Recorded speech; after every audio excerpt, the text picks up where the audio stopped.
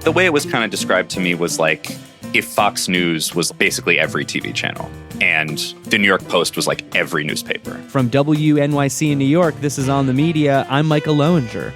On this week's show, we're trying to answer the question, where is the U.S. right now on the backsliding democracy scale?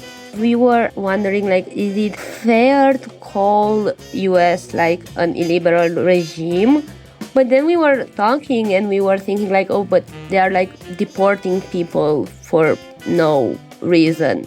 Meanwhile, an old academic study about what works to push back on autocratic regimes is a hot new meme on the resistance internet.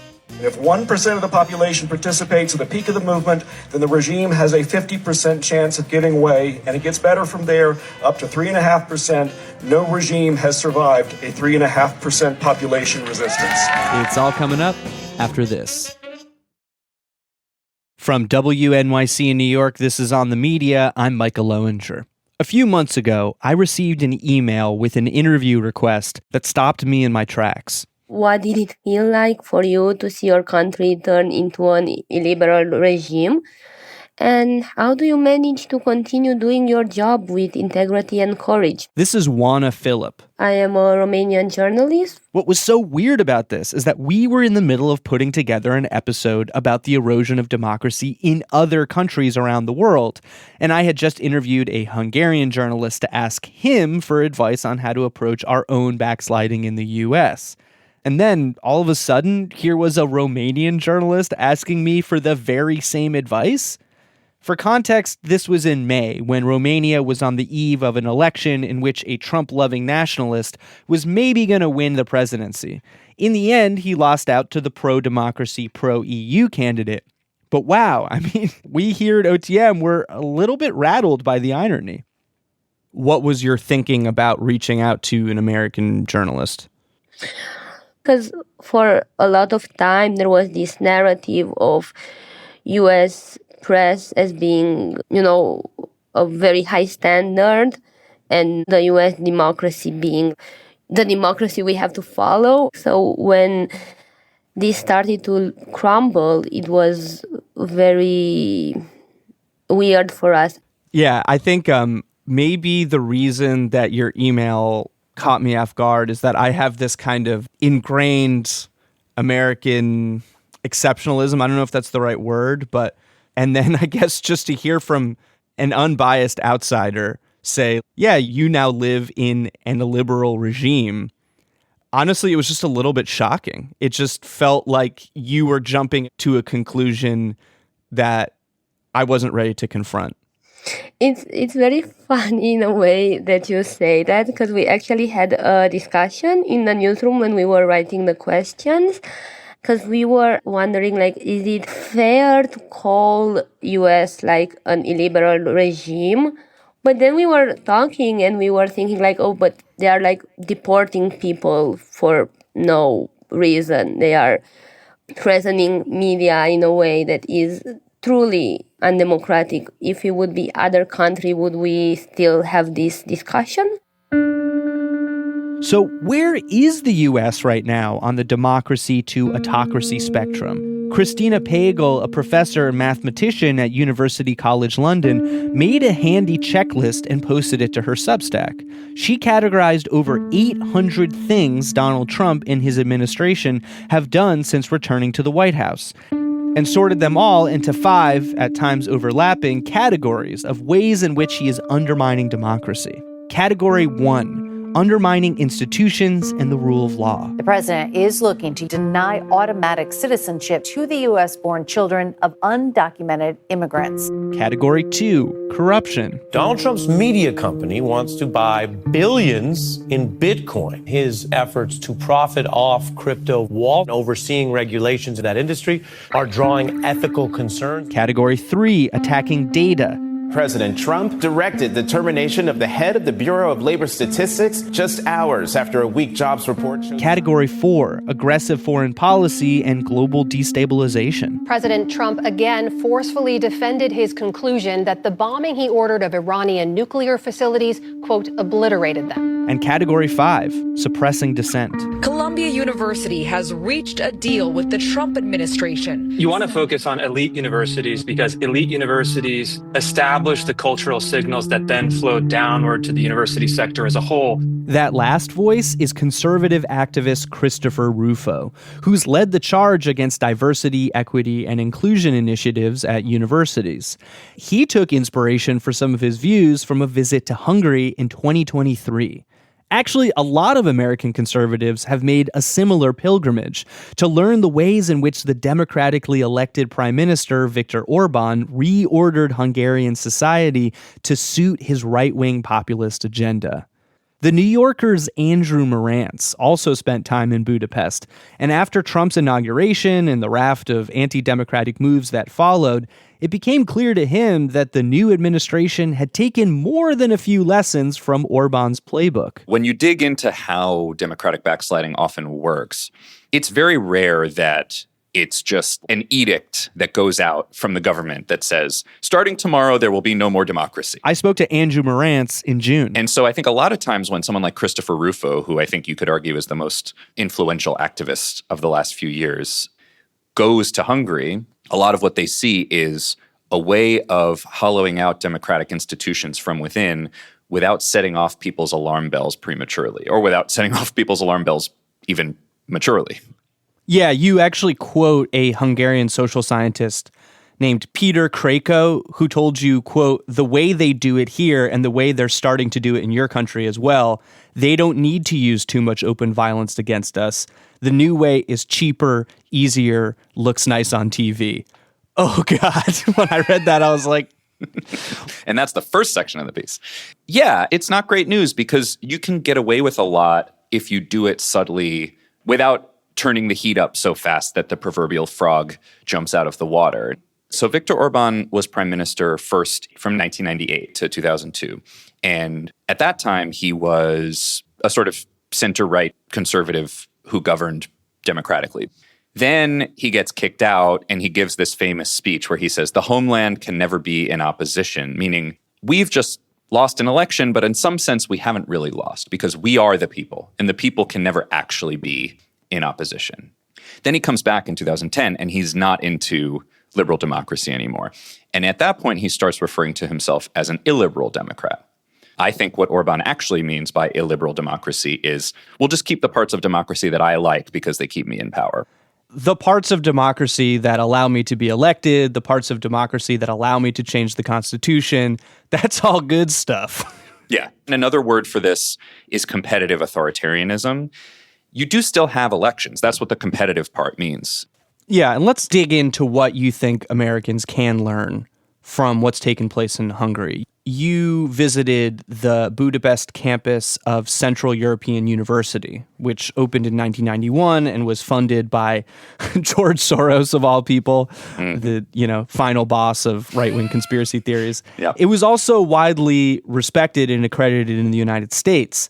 CEU initially had the support of Orban and then quickly lost favor when he took his nationalist turn. What did you see when you visited there in January?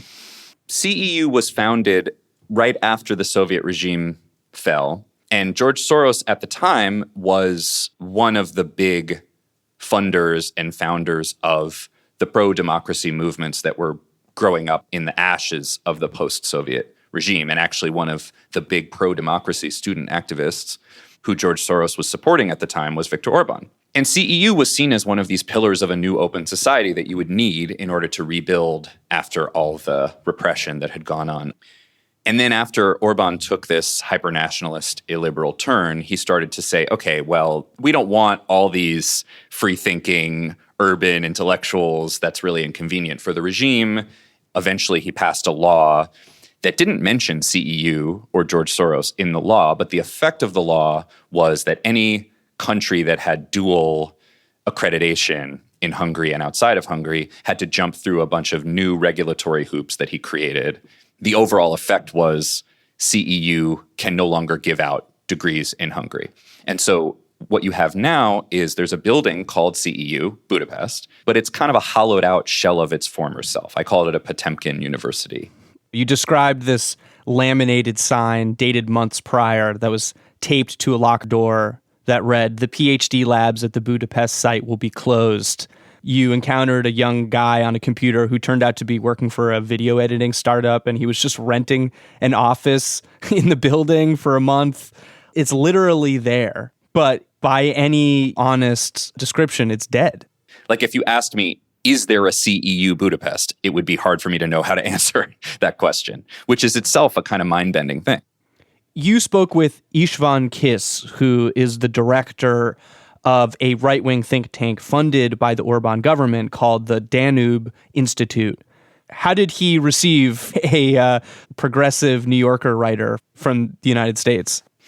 What a lot of people will say on the right is, I'm not anti-liberal. I have classical liberal values. Like I enjoy talking to people who disagree with me, and I don't like, woke strictures on freedom of speech. And so I think there's enough of a performance of those values that they enjoy talking to people they disagree with, and I enjoy talking with them too. I mean, we had a perfectly pleasant conversation, but when I would say, like, come on, it's pretty clear that the Orbán government is using its power in these ways that seem to be pushing the boundaries of legality. Usually what the defenders of the government would say is, I don't even know what you're talking about. I mean, we had these basically incommensurate views of reality. What was something where you felt like you were speaking two different languages? Well, part of it is that a lot of these people have convinced themselves that they're just sort of rectifying an imbalance that was perpetuated by the left. And often in Hungary, people will say that, but they'll say it with regard to communism. We're not trying to stuff the courts full of our loyalists. We're just trying to get rid of all those old communist judges that couldn't be trusted. We're not trying to, put the media under our thumb. We're just trying to get rid of the old, media that was left over from the communist regime, that sort of thing. But you're a journalist, so how do you know he's not just trying to manipulate you and kind of spread party messaging versus he actually lives within this reality and something outside of it is inconceivable? Oh, I think it could be both. But I do think that it's possible to have a worldview that is not pure, incoherent parroting of state propaganda that says, look, this is what the Hungarian people wanted. This is where we get to the paradox of illiberal democracy, which is Orbán does win democratic elections. And Trump did win at least one popular vote in a democratic election, this most recent one. So you can make a very simple pro-illiberal democracy argument, and it goes like this. The people voted for this, so shut up. Now, I don't find that argument persuasive, but I don't think it's incoherent. I mean, you look at people like Viktor Orbán, people like Bukele in El Salvador, people like Modi in India, they're very, very popular. And I think they've become popular by doing things that I would consider anti-democratic. And some of that has to do with two different definitions of democracy that are kind of embedded in the same word. There's one version of democracy that is just, did you win the election or not? And according to that definition of democracy, it's like, why are we even having this conversation? But according to the definition of democracy that has to do with things like the rule of law, things like the Republican with a small r, balance of powers, things like you have to do what courts say when they tell you to do stuff, things like you can't just fill the whole government with your loyalists if the rules say you can't do that. Doing those anti-democratic things, I think, is an abrogation of the rules, but it's not clear actually what the remedy is when the two versions of democracy are in conflict with each other. At least in the first 100 days, Trump is historically highly unpopular currently. Mm-hmm. And yet, similar behavior that we've seen in the Orbán regime in Hungary is met with a different kind of popularity. Why do you think it's worked well for him there? Well, because he's a really good politician. And he's actually, in many ways, very responsive to what people want. He's always running polls. He's always running these kind of informal plebiscites. We kind of have this view of if you're a non-democratic leader, you just don't give a about public opinion and you don't take it into account. But in the 21st century, at least, a lot of these leaders are very tapped into public opinion. This is actually another problem with democracy that is sometimes called the tyranny of the majority, right? In the Jim Crow South, Southern states were anti-democratic terror regimes that were run by white supremacists that were democratically popular if you only counted white people.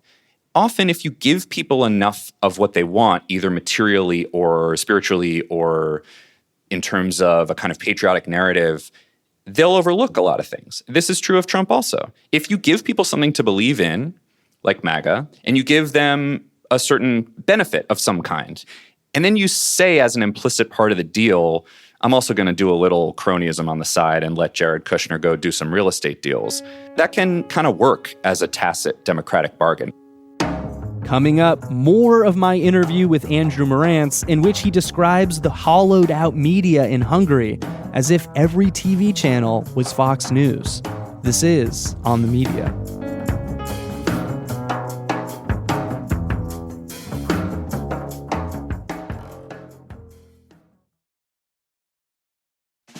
Maybe you already know about naked short selling. Maybe you've personally shorted stocks yourself, but do you know about the time short sellers ruined a Super Bowl, basically? For me, I was a little late, but red flags went up like, what is going on? This is really scary. At Planet Money, we get the story behind the money to explain how money works. Listen on the NPR app or wherever you get your podcasts. This is On the Media. I'm Micah Loewinger. You're listening to a show we originally aired in June, in which I sat down for an extended conversation with the New Yorker's Andrew Marantz. When it comes to the media, what Andrew learned when he was examining Hungary's diminishing democracy is that the press doesn't keel over and die on a given day, it's extinguished slowly. Andrew spoke to Gábor Miklósi, a veteran investigative journalist who witnessed the gradual death of the Hungarian media firsthand. So he worked at Index, which was one of the top news sites in the country, independent, kind of paper of record. And it was bought by a company that I think was controlled by a kind of Orban loyalist. Ownership changed hands, and he was worried about editorial interference. But then at first, the editorial interference didn't really show up. Or he thought maybe it showed up, like there was a headline that got changed at the last minute and no one would really tell him why. But there was no real bright line for a long, long, long time. And then eventually, when the bright lines piled up, he left. The way it was kind of described to me was like if Fox News was basically every TV channel and the New York Post was like every newspaper. And he now works at Partizán, which is really kind of the most important independent media outlet in the country. It's mostly a YouTube channel. And I spent some time at the studios of Partizán. And again, there's all this ambiguity, right? It's sort of like the CEU thing. People would tell me, oh, the Hungarian media is cooked. It's done for. And then I show up in Budapest and Partizán is this really popular YouTube channel. It's operating openly. The government knows about it. Everyone knows about it. I thought, oh, this is some dissident, scrappy media enterprise. I'll have to go in secret to some person who can connect me over Signal to someone who's in exile in, Portugal somewhere. But no, the head of Partizán, the founder of it, Márton Gulyás, just met me in the parking lot and said, hey, welcome to Partizán. And then we walked upstairs into the control room and I watched them film an interview with Ben Rhodes. So again, it's like all this kind of ambiguity and plausible deniability all the way down. And when I would ask someone like Márton Gulyás, okay, you run this popular YouTube channel that is dissident media that is giving a platform to enemies of the regime, why doesn't the regime just shut you down? He was like, well, I don't know. How would they do that? He's a really interesting character. He seems like somebody who kind of crab walked into a political dissident pundit role. How did he get into this line of work? Márton started as a kind of avant-garde theater director and then started getting worried because of the cuts to arts programs that the state was doing at the time. And from there, he got more and more involved in activism when they went after CEU. He led some protests when they went after other universities. At one point, he went over to the presidential palace and tried to throw a bucket of paint on the palace and completely failed. And they, got arrested before he could even throw the paint. I was arrested for 72 hours. This is Márton Gulyás, founder of Partizán. And I was sentenced to 300 hours community work, which was one of the best things which happened to me by the state, because I spent the 300 hours helping people who are living on the streets, providing them blankets, cup of tea, or some kind words. And I met with so many incredible lives who are right now forced to live on the street. So it reinforced my belief that that type of a journalism, that type of an activism is absolutely necessary in this country. I was trying to learn more about your arrest and the trial, and the first thing that came up on Google was this English language press release on a website called About Hungary, which seems to be run by the Orban regime. It said, quote, critics noted that Gulyás is notorious for trying to promote his own image and failing YouTube show, arranging outrageous public stunts to attract press attention. I see you smiling. I'm assuming you've gotten pretty used to these types of attacks.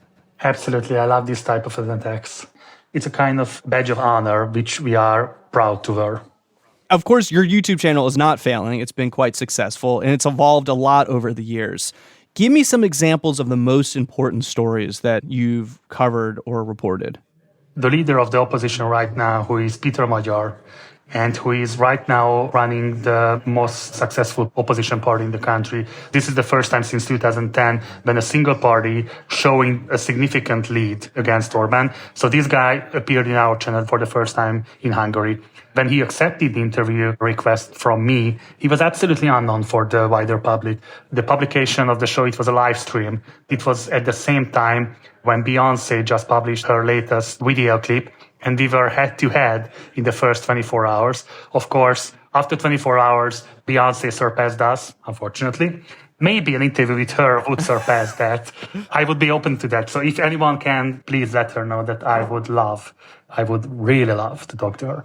She's the greatest. Well, I'll let her know. Okay, please text her. What we've heard in the United States is that the independent press in Hungary has been slowly eroded. Can you describe for me, how did that happen? What do American journalists need to watch out for? One thing we didn't make, and I think that's a failure of the entire Hungarian journalistic community, when they started to kick out journalists, for example, from the parliament, or ban certain type of journalists from the parliament, the entire community should have stood up and should have demonstrated or somehow say that, no, all of us should be accepted or none of us should be there. What you're describing is already happening. We see the White House press corps being slowly replaced by right-wing influencers whose entire currency with their audience and with the Donald Trump presidency is repeating misinformation and government-approved talking points. We've seen attempts to kick out the Associated Press for not capitulating on using certain kinds of language that the government wants, like calling the Gulf of Mexico the Gulf of America. You know, this was grounds for cutting out one of America's oldest news organizations. The erosion that you're describing is well underway. I'm curious if there are other pieces of advice, things that you believe Hungarian journalists took too long to put a name to before it was too late. Maybe it will sound strange, but I think it's very important, even in the most hostile times, to be as fair as possible to the Trump administration. Be as fair as possible. Yes, absolutely. So try to regulate your anger, try to regulate all of your bad emotions and feelings.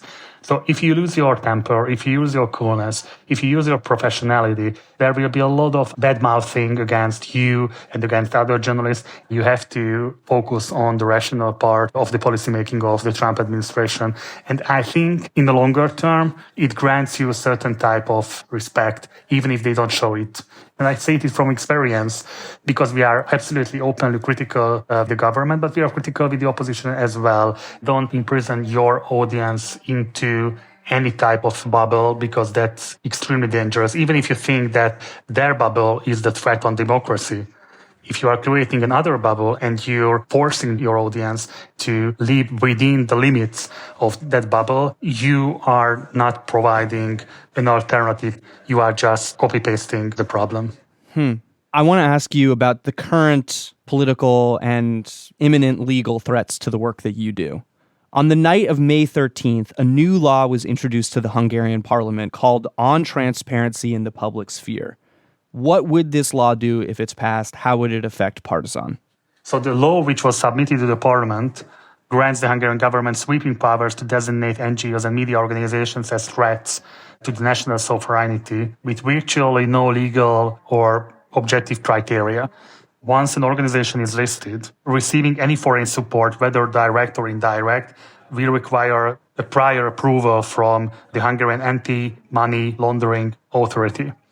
Without this approval, any such funding will be subject to a punitive financial penalty amounting to 25 times its value. So, for example, a $100 grant can cause you $2,500 penalty. So, in practice, this mechanism serves as a de facto ban on foreign funding, and not just from the US, but from any other European Union country. So, for example, there are Hungarian minorities living in Romania or in Slovakia, and if you would like to send any type of funding or support to any type of journalism or to any NGO, it would also be taken as a kind of unwanted foreign support, which is insane.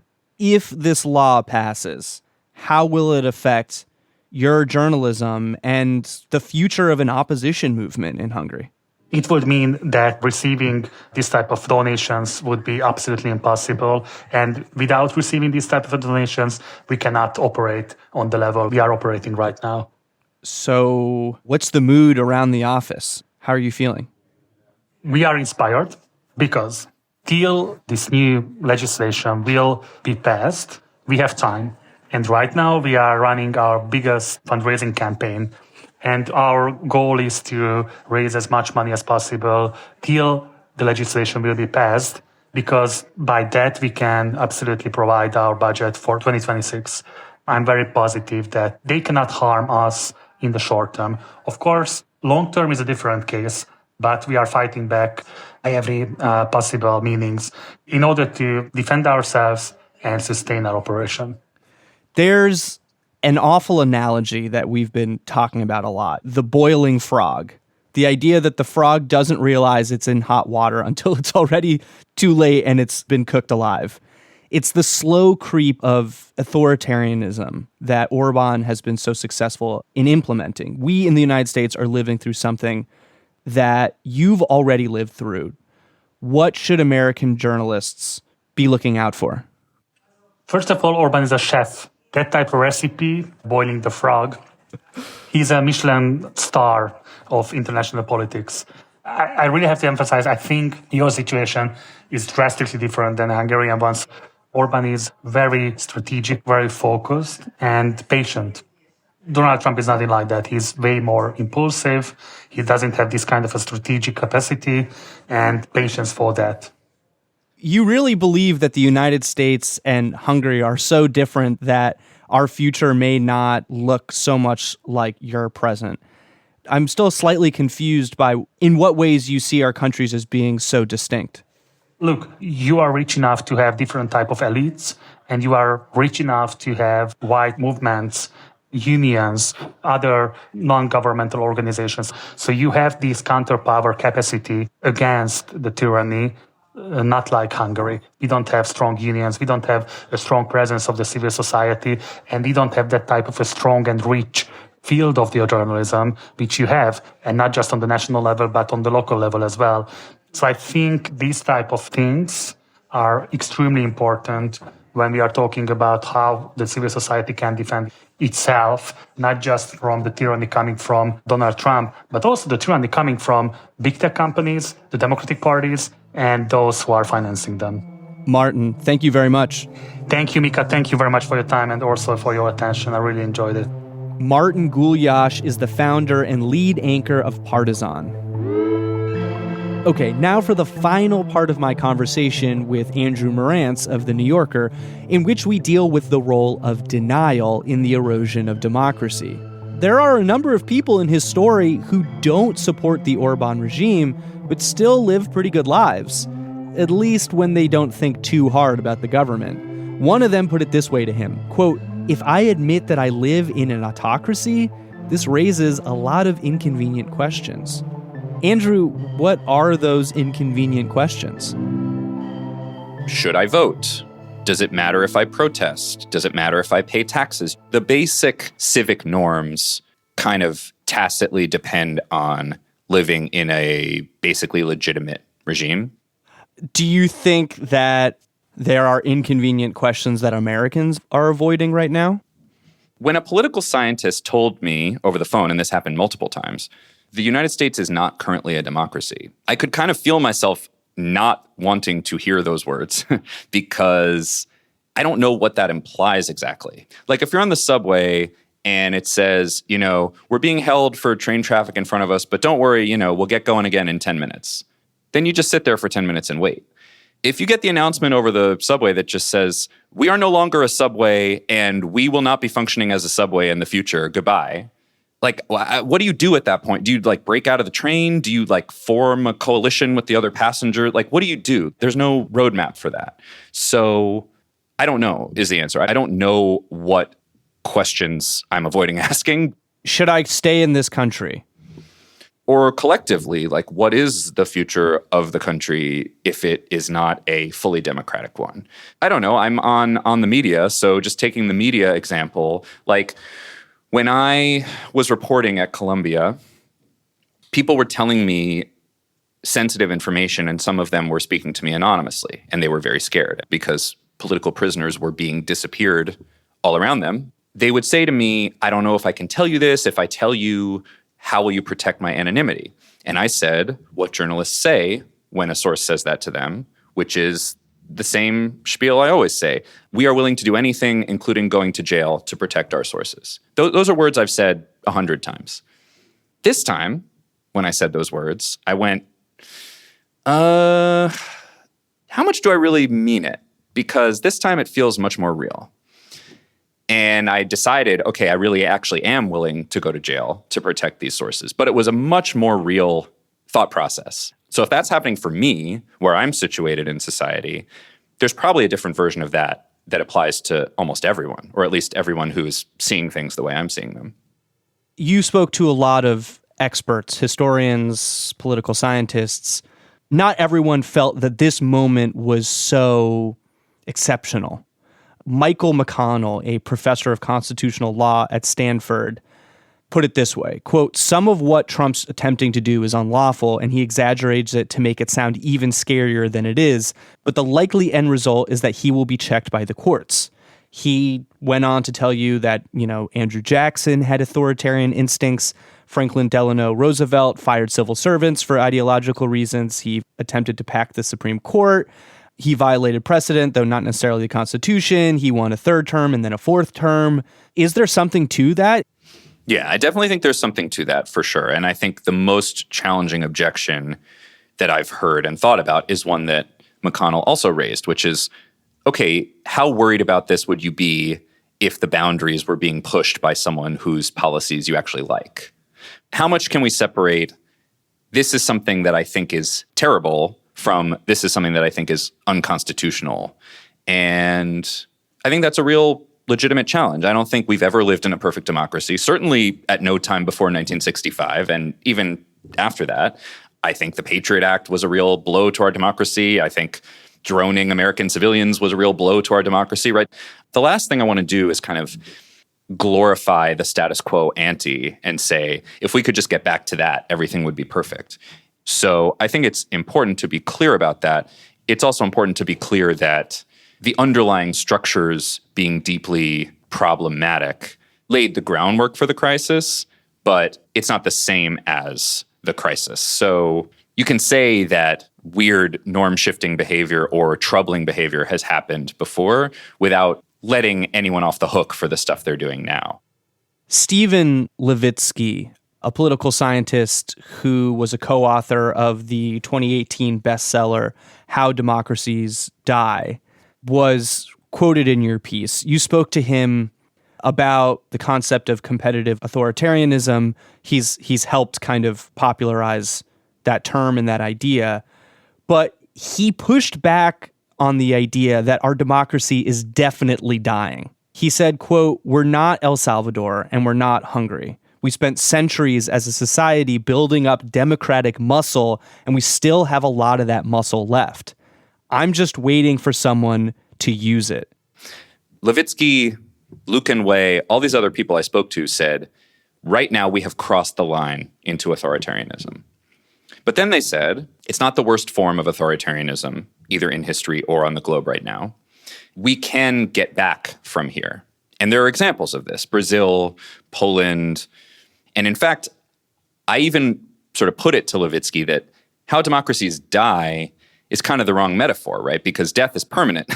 And what you're talking about here is not permanent. And he said, yeah, you're right. Dying is a bad metaphor. I guess I shouldn't have used it. Shouldn't have named my book that. Exactly. I was surprised how fast he threw his own title under the bus. But I think something can be really, really, really bad without necessarily being irreversible.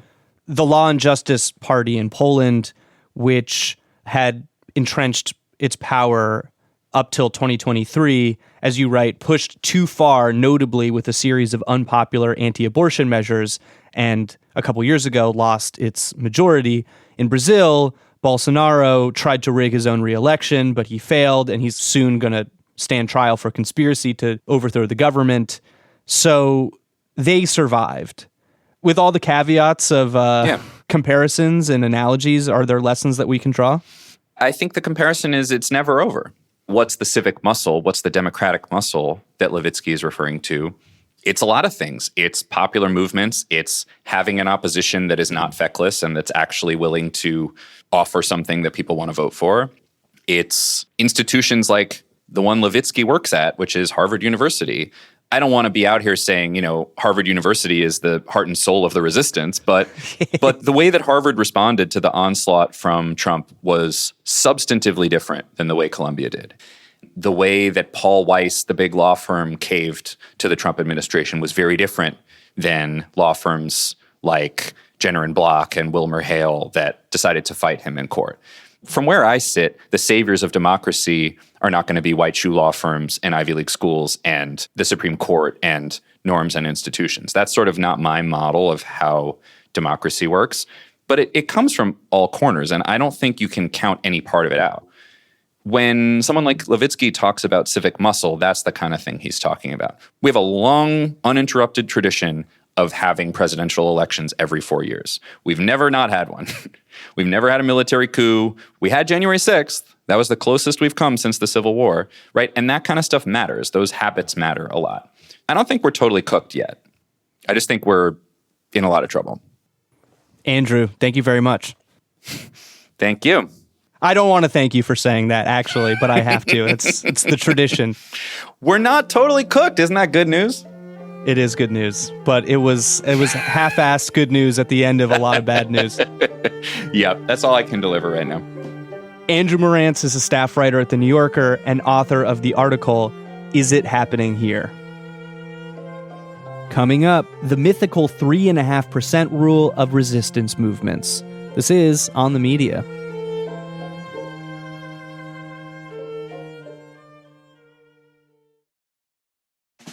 Maybe you already know about naked short selling. Maybe you've personally shorted stocks yourself, but do you know about the time short sellers ruined a Super Bowl, basically? For me, I was a little late, but red flags went up like, what is going on? This is really scary. At Planet Money, we get the story behind the money to explain how money works. Listen on the NPR app or wherever you get your podcasts. This is On the Media. I'm Micah Loewinger. I was mulling over my interview with Andrew Marantz when I began watching Andor Season 2, the Star Wars spin-off show on Disney+. I know that resistance to authoritarianism is pretty much the main theme of Andor and Star Wars broadly, but I was particularly impressed by one allegory from the latest season. Some moderate spoilers ahead. Season 2 kicks off with a cartoonishly evil boardroom meeting featuring the Galactic Empire's most cunning fascists as they hatch a covert plan to further consolidate power. Their target? Gorman, a peaceful planet home to calcite, a rare mineral needed to advance the Emperor's secret agenda. Deep substrate foliated calcite. Now, we will have to control Gorman with a hand firm enough to silence any resistance. How to extract calcite from Gorman's core, rendering the planet unstable and unlivable without a revolt from the locals? Our villain, Dedra Miro, an Empire intelligence officer, has a plan. Propaganda will only get you so far. You need a radical insurgency you can count on. You need Gorman rebels you can depend on to do the wrong thing. And so, under Miro's leadership, the Empire quietly encourages the growth of the Gorman resistance, letting it recruit and hold meetings and arm itself with stolen Imperial weapons. culminating in a packed protest outside the empire's Gorman headquarters. The peaceful Gore protesters have no idea that they've been lured into a trap. Things start to turn ugly when imperial security forces are sent into the crowd of protesters to provoke them.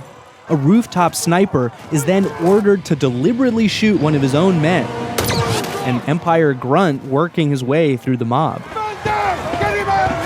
The troops think that they've been attacked by the Gore and open fire. Open fire! And then a small group of armed rebels fire back. Meanwhile, journalists approved by the Empire are on the scene to film the bloodbath, piping the regime's narrative into TV sets across the galaxy. A justification for even more repression and cover for the Calcite mining mission. Questions are being asked about how an insurrection of this scale could be mounted without the aid and support of outside rebel assistance. We're sure to learn a great deal more about what happened here today and the price we'll pay for our own safety. The show invites us to wonder whether a strictly nonviolent stance would have worked better for the Gorman rebels, or whether their puny, isolated movement ever stood a chance at all. Back on Earth, scholars have applied similar questions to real-world resistance movements, both successes and failures, producing a snappy statistic that's gone viral on social media in recent months. Everybody's heard this 3.5% figure that's going around. 3.5% is needed in this country to enact real social change. Standing up to authoritarianism, it takes about 3.5% of the population. For reference, it's estimated somewhere between 1.2 and 1.8% of the country turned out for those big No Kings protests in June. The 3.5% rule is based on the research that Erica Chenoweth and I conducted back in 2010. Maria J. Stephan is a political scientist and the co-author of Why Civil Resistance Works. In a conversation we aired earlier this year, she told me that her and Erica's study examined all known resistance campaigns over the last century to see whether violent or non-violent tactics were more effective. The major finding was that non-violent campaigns, which relied on protests, boycotts, strikes, succeeded twice as often as violent ones, due to something known as mass diverse participation, which is where that 3.5% comes in. Exactly. No government has been able to stay in power when 3.5% of the population has engaged in active protest. You published an article this week in Just Security called Big Tents and Collective Action Can Defeat Authoritarianism. And you cite some more recent successful pro-democracy campaigns, like the one in Brazil. The former Brazilian president, Jair Bolsonaro, has been banned from running for public office until 2030. In South Korea. South Korea's constitutional court ruled unanimously to uphold the impeachment of President Yoon Suk-yeol. In Serbia. Serbian Prime Minister Milos Vučević resigned following weeks of massive anti-corruption protests. When you say that a broad, diverse coalition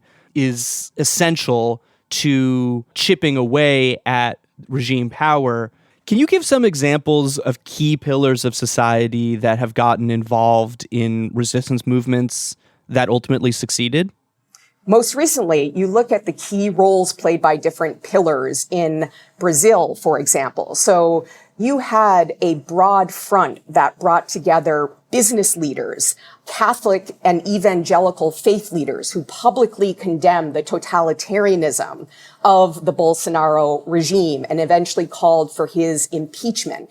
And then when Bolsonaro attempted to overturn the results of the election and launch a coup in early 2023, important pillars like the Episcopal Conference, the Conference of Catholic Bishops, vehemently denounced the attack on democracy and the rule of law.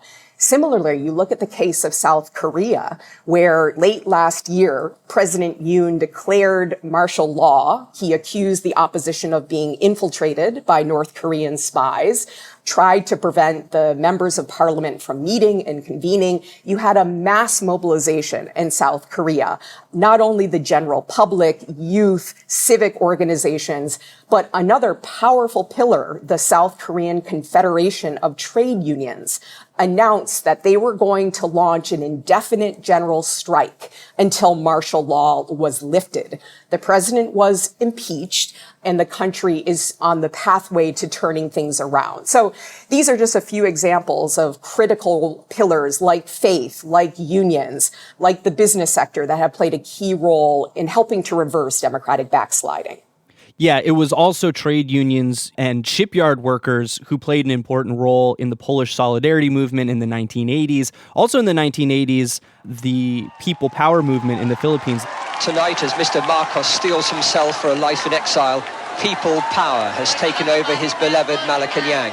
This one's really interesting because the resistance movement successfully targeted security forces. Tell us a little bit about that. The research shows that when members of the security forces refuse to obey orders to shoot at protesters or to engage in repression, that tends to signify the end of autocratic regimes. So you mentioned the case of the Philippines, where there was mass mobilization by all segments of the Filipino society in response to the repression and corruption of the Marcos regime. You had Catholic leaders using the national radio to encourage people to follow their consciences and work for human rights and freedoms. You had Catholic nuns who were out on the streets kneeling and saying the rosary. And when they confronted the security forces in the streets and the security forces saw who they were being asked to repress, they refused to go along with orders to shoot at the protesters. And not only that, in the Philippines, entire units of the security forces defected to the side of the pro-democracy opposition, which was vital to the success of the pro-democracy movement. So the security pillar is really very important. On one hand, protests, civil resistance feed into themselves. They help attract new people to the movement. Often these movements require some kind of righteous narrative to bring people in. On the other hand, we saw, just using the campaign to boycott Tesla, which was, I think it's fair to say, highly successful. It helped push Elon Musk out of an active role in Doge. It also provided firepower to our current administration, which wanted to cast this largely peaceful protest movement as being violent, pointing to, the vandals who are firebombing Tesla dealerships and attacking cars and the like. This led to nonstop coverage from Fox News and other right-wing outlets. We just found out another dealership in Oregon was just shot up. Police report that this Tesla dealership was hit by multiple gunshot rounds overnight. They just charged an Albuquerque man in connection with firebombing a Tesla dealership. So the DOJ means it. This is a tried and true tactic of autocrats around the world, is to take any form of violence, vandalism, even if it's in the tiny minority of actions, and use it to discredit the protesters. One thing I would say is that the Tesla takedown organizers have been explicit in their commitment to nonviolence. They've denounced acts of vandalism.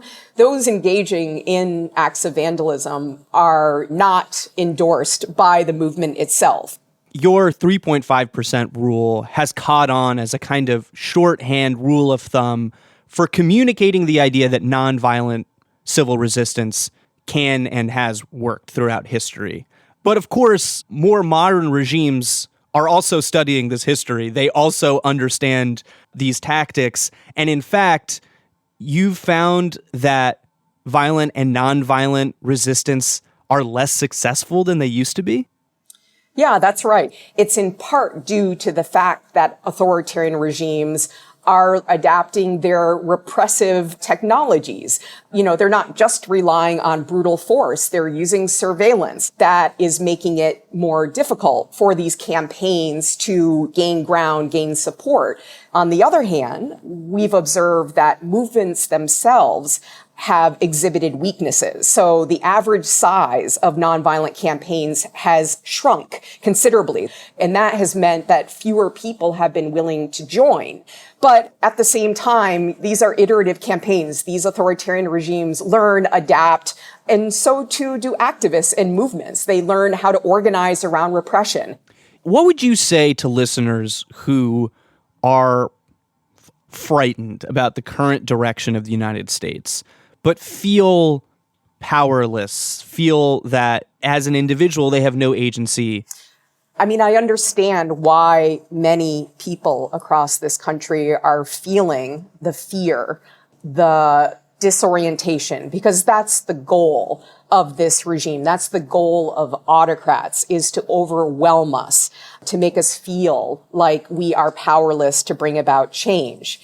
And I would just say that when you look around the world, even in the face of some of the most brutal forms of tyranny that have been successfully challenged by people who organize and avail themselves of a wide range of tactics and exert their power, often in joyful, humorous ways, to go against the fear and the darkness of these regimes.